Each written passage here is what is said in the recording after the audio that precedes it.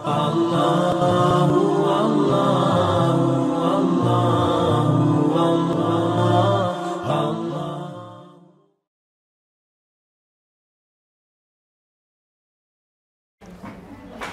jamaah rahimakumullah, kembali kepada peran orang tua mengarahkan anaknya hendak dibawa kemana anak itu.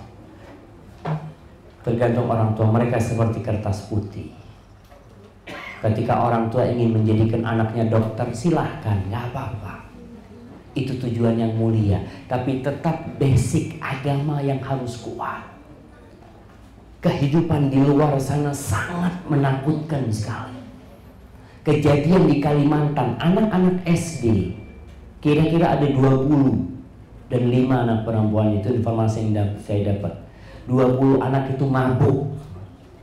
Anak SD mabuk bukan pakai minuman keras, pakai Nah, mereka mabuk sama perempuan 5, cewek mabuk semuanya. Setelah diperiksa, di dalam tas mereka ada alat kontrasepsi. Anak-anak SD. Sangat menakutkan sekali. Apalagi SD, SMP, SMP yang umum, yang pelajaran agama itu hanya sekedar ya sebagai pelajaran tambahan. Kalau boleh nggak dikasih, mungkin nggak dikasih pelajaran agama. Cuma sudah ketentuan dikasih. Perilaku gurunya tidak mendidik anak-anak. Sang guru hanya sekedar dapat duit, selesai. Sehingga anak-anak kita itu dicekokin pengajaran ilmu-ilmu umum tanpa dididik akhlak. Kita ini benar-benar krisis karakter. Sekolahan-sekolahan subhanallah. Mereka kalau dilihat oke, sekolahan favorit. Apanya yang favorit? Akhlaknya. Kejadian beberapa tahun yang lalu di Surabaya atau di dekat Surabaya sana, anak SMP jadi germo. Bukan jadi pelacur. Jadi pelacur banyak. Ini jadi germo. Dia jualin teman-teman. Maka jangan hanya memikirkan buat anak-anak kita itu bagaimana dia, oh ini sekolah favorit nih. Biasanya yang lulusan sana akan terima di SMA favorit, oke. Tapi ingat bagaimana kira-kira agama dan akhlak anak kita kalau di situ. Dan tatkala lulus kuliah, lulus dari SMA, banyak orang tua yang membiarkan anaknya di kos-kosan. Siapa yang jagain dia di kos-kosan?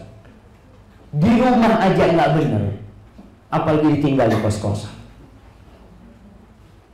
Maka perjalanan pendidikan anak ini akan menjadi tanggung jawab orang tua. Kullukum ra'in wa kullukum mas'ulun an ra'iyati.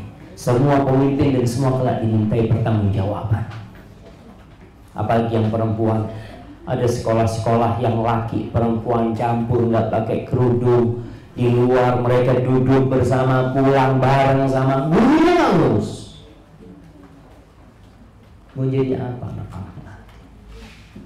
Maka harapan kita semua orang tua menginginkan anak-anak yang soleh dan soleha. Bukan hanya sukses dalam sisi dunia, tapi harapan kita adalah Rabbana atina fid dunya hasanah wa fil akhirati hasanah wa qina adzabannar. Dan orang tua harus turun tangan. Harus turun tangan. Mengarahkan anak-anak ini nggak tahu kemana dia harus diarahkan. Yang mau ke pesantren. Jangan nunggu anaknya nakal baru di pesantren. Banyak orang tua menakut-nakutin anaknya dengan pesantren. Nah, kalau kau nggak nurut, aku pondoki. Yang namanya pondok tuh bengkel. Jadi kalau sudah rusak, masukin ke pesantren. Tidak. Seharusnya kita memilihkan buat anak-anak kita. Mulai saat ini, nak, kau menjadi dokter pesantren dulu. Sekolah agama, mantepin agama, kau jadi dokter yang baik. Karena banyak dokter sekarang yang kerjanya cari duit dan tertawa di atas tangisan orang-orang miskin.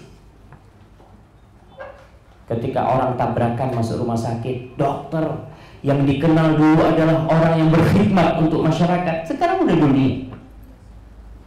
Dulu ada istilah perawat-perawat itu malaikatur rahmah. Perawat-perawat di rumah sakit itu adalah malaikat-malaikat rahmat. sekarang malaikatul adzab. Judes perawat. Karena apa? Saya bekerja bayar mereka. Mau jadi dokter juga bayar sekarang. Akhirnya yang ada adalah dunia belaka. Masyaallah ikhwah rahimakumullah. Ilmu umum silahkan, tapi yang bermanfaat. Anak-anak ini terus terang kesian kadang kala saya melihat anak-anak di SMP, di SD, SMP, SMA. Mereka dikasih pelajaran yang tidak berguna buat mereka. Kenapa? Ya sudah jadi pelajaran wajib. Makanya anak-anak mungkin lebih cocok di sekolah kejuruan. Sudah, anak-anak mau apa kok? Umpamanya lulus SMA nggak mau ngelanjutin, masukin kejuruan. Sehingga dia memiliki bekal keahlian untuk berbuat sesuatu, itu mungkin bermanfaat buat dia. Tapi sekolah agama harus menjadi pilihan utama. Bukan sembarang sekolah agama. Karena sama sekolah agama ada yang sekedar mengeluarkan ijazah. Banyak sekolah agama. Bahkan orang tahu kalau sekolah di sekolah ini mesti lulus. Nggak mungkin nggak lulus. Karena dia hanya mencari murid dan cari pemasukan. Harus cari benar-benar yang berkualitas. Ustaz, mahal sekolahan Ustaz. Keluarkan duit. Kita aja kalau beli terang bulan beli martabak. Martabak itu ada yang biasa, ada yang spesial, ada yang super spesial. Kita akan bayar. Kalau bicara Ustaz, anak nggak mampu, berdoa. Kalau lillahi ta'ala, Allah kasih jalan. Lillahi ta'ala, demi akhirat anak-anaknya Allah kasih jalan. Kemudian orang tua, pendidikan anak itu tidak bisa dengan ucapan aja, tapi dengan contoh. Kadangkala ada orang tua yang kalau buka sesuatu pakai giginya. Tahu adik-adik? Buka plastik makanan, ada yang pakai gigi. Pakai tangan susah pakai gigi. Ada orang tua yang ketika susah dia buka pakai giginya. Sehingga anaknya itu bertahun-tahun ngelihat ibunya, oh kalau susah pakai gigi. Ketika anak pakai gigi dilarang sama ibunya, nah kalau buka pakai tangan. Sekali, oh iya bu, dia buka pakai tangan. Nanti nggak ada ibunya, pakai giginya lagi. Karena itu yang dia lihat, itu yang dia lihat. Maka orang tua perbuatannya akan lebih dicontoh daripada ucapan. Sholat, anak itu akan mencontoh orang tuanya sholat. Ketika orang tuanya ngomong nak sholat nak, tapi orang tuanya duduk nggak sholat, dia nggak akan sholat. Usahakan orang tua sekarang ini, di masa sekarang ini, bawa anaknya ke masjid. Adik-adik kalau sholat ya, kalau sholat 5 waktu di masjid atau di rumah? Yang di rumah angkat tangan. 1, 2. Kalau yang cewek-cewek semuanya di rumah, jangan di masjid. Yang cowok nih, masjid rumah. Kenapa masjid rumah? Rumahnya di masjid. Nah, orang tua jangan meremehkan pendidikan masjid. Kita berbicara pendidikan ini bukan hanya di sekolah, bukan hanya di rumah. Masjid pun punya peran mendidik anak kita. Bawa anaknya ke masjid. Nah, masjidnya ikut bapak. Ketika azan dikumandangkan, tujuannya bapak mungkin, aduh aku capek Ustaz pulang kerja Ustaz. Tapi demi anaknya bawa ke masjid. Selain tiap langkah itu pahala, anaknya tunjukkan masjid. Tunjukkan teman-teman yang baik. Pulang seperti itu. Ibu-ibu usahakan sholat tepat waktu di rumah, karena anak-anaknya juga akan mencontoh. Kebanyakan ibu-ibu itu sholatnya di akhir waktu. Kenapa? Ibu-ibu kalian itu terlalu baik buat kalian. Ketika adzan dikumandangkan lagi nyapu, kata ibu, biar saya selesaikan, biar bersih rumahnya. Selesai rumahnya bersih, oh masakannya belum selesai. dia akan masak. Selesai semuanya mau sholat, anaknya pulang sekolah, harus dikasih makan anaknya. Suaminya pulang sekolah, akhirnya jam sholatnya itu mundur. Contohkan, ketika azan dikumandangkan, ucapkan kepada seluruh penduduk rumah, semua aktivitas berhenti. Yang nyapu taruh sapunya. Nggak perlu diterusin, nggak perlu. Berhenti semua aktivitas. Kenapa? Sholat. Sehingga anak kita itu menghargai waktu sholat. Ini dipanggil Allah. Semua TV dimatikan, ini semua waktunya sholat. Ngaji Quranul Karim sama. Orang tua, bapak khususnya, jangan cuma nyuruh enak, yuk ngaji. Bapaknya nonton TV. Gimana anaknya? Ada yang bapaknya kayak gitu anak-anak? Hah? Nggak ada.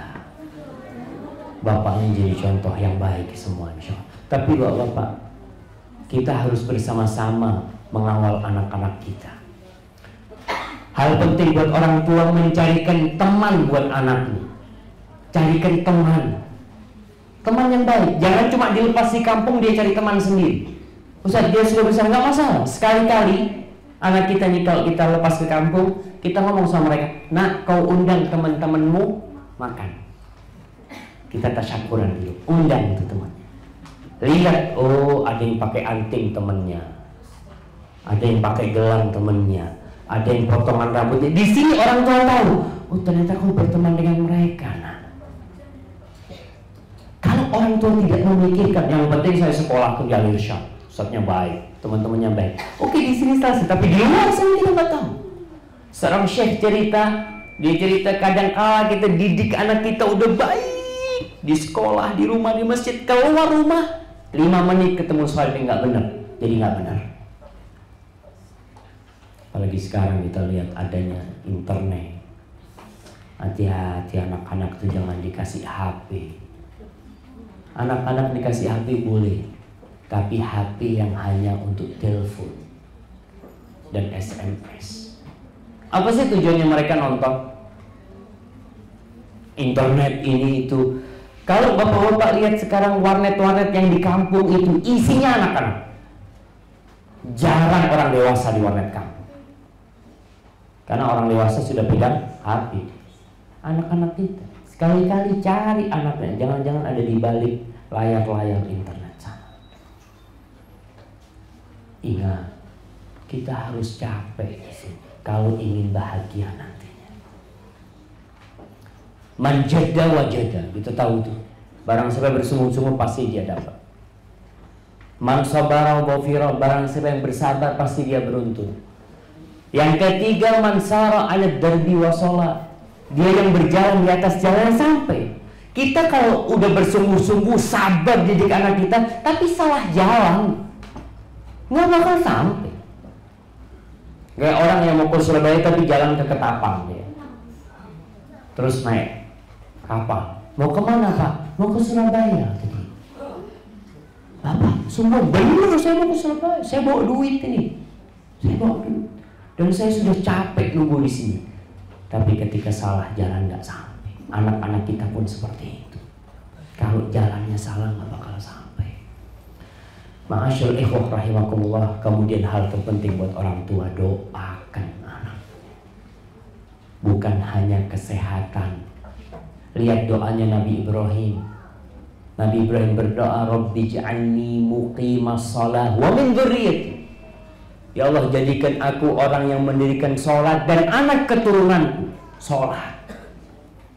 Orang tua sering doakan anak, mudah-mudahan sehat, sukses, cepat dapat pekerjaan, murah rezeki, cetek jodohnya, apalagi.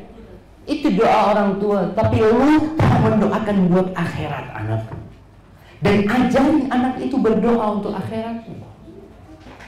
Ketika waktu-waktu mustajab di akhir Jumat, antara azan dan iqamah, antara azan dan iqamah, maka ketika azan semua aktivitas berhenti. Katakan kepada ini waktu mustajab. Yuk doa.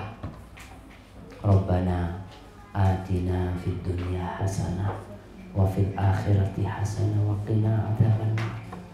Diingetin anak. Karena terus terang Kita ini tidak mungkin mengawasin anak kita 24 jam. Ibu-ibu nggak mungkin 24 jam. Ya kita titipin kepada pengawasan Allah Subhanahu wa ta'ala. Biar Allah yang ngawasin mereka. Dan adik-adik harus semangat untuk akhirat.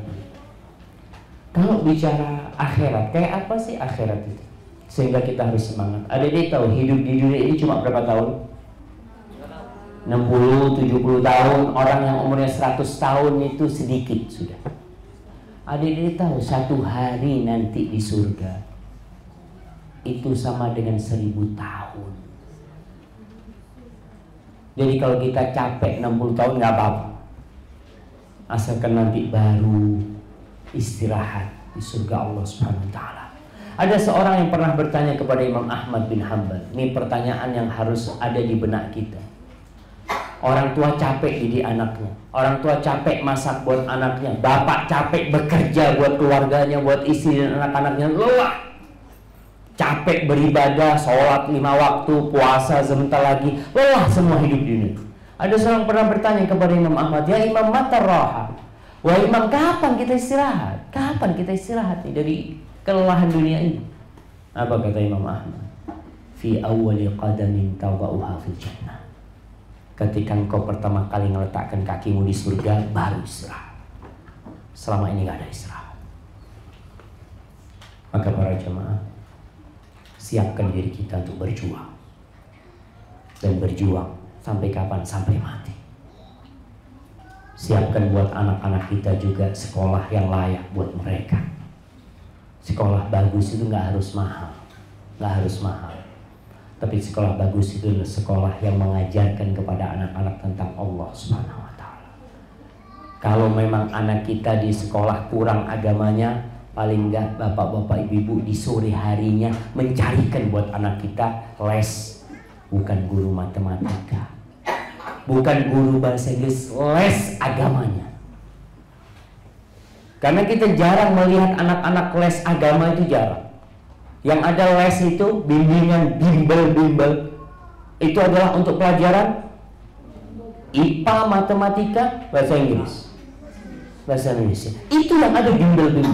Maka harapan kita mudah-mudahan Al-Irsyad bisa buka bimbel. Bimbel apa? Bimbel akhirat. Kira-kira ada yang daftar nggak? Orang kalau akhirat biar di rumah saja. Nah, kita meremehkan urusan. Tapi bisa dibikin bimbel untuk pelajaran agama. Jadi orang tua yang anaknya disekolahkan umum, sorenya dibimbel itu. Bukan matematika. Dia dari pagi belajar matematika, sore matematika lagi. Dari pagi belajar bahasa Inggris, sore belajar bahasa Inggris lagi. Kapan agama? Agama hampir nggak ada bimbelnya. Maka kita harus adakan. Orang tua harus berusaha. Apalagi karena ada paguyuban di situ, mereka berpikir gimana nih ada bimbel untuk pelajaran agama. Mungkin awalnya nggak ada yang daftar karena orang itu buat apa bimbel agama? Emangnya diujikan nasional? Enggak. Tapi nanti bakal ditanya di kuburan. Akan ditanyakan bapak-bapak, adik-adik, semua ditanya di kuburan tentang 3 hal itu. Man rabbuk? Siapa Rabbmu? Siapa nabimu, dan apa akan ditanya. Maka kita harus persiapkan diri untuk hal itu. Hadza wallahu a'lam bissawab. Mungkin yang bisa saya sampaikan pada kesempatan kali ini. Ketika bingung menentukan pilihan, istikharah. Bapak ibu-ibu istikharah. Anaknya diajak istikharah, anaknya minta sekolah A, kita ngomong, nak istikharah nak. Ibu kok kepingin kau melanjutkan di Al-Irsyad umpamanya, kok istikharah? Karena pilihan kita belum tentu baik, tapi pilihan Allah pasti baik. Hadza wallahu a'lam bissawab. Itu mungkin yang bisa saya sampaikan. Apabila benar itu dari Allah Subhanahu wa ta'ala, kalau ada yang salah dan kurang berkenan itu dari diri saya sendiri, Allah dan Rasulnya terbebaskan dari kesalahan itu. Sallallahu ala nabiyyina Muhammadin wa ala alihi wa sahbihi wa sallam.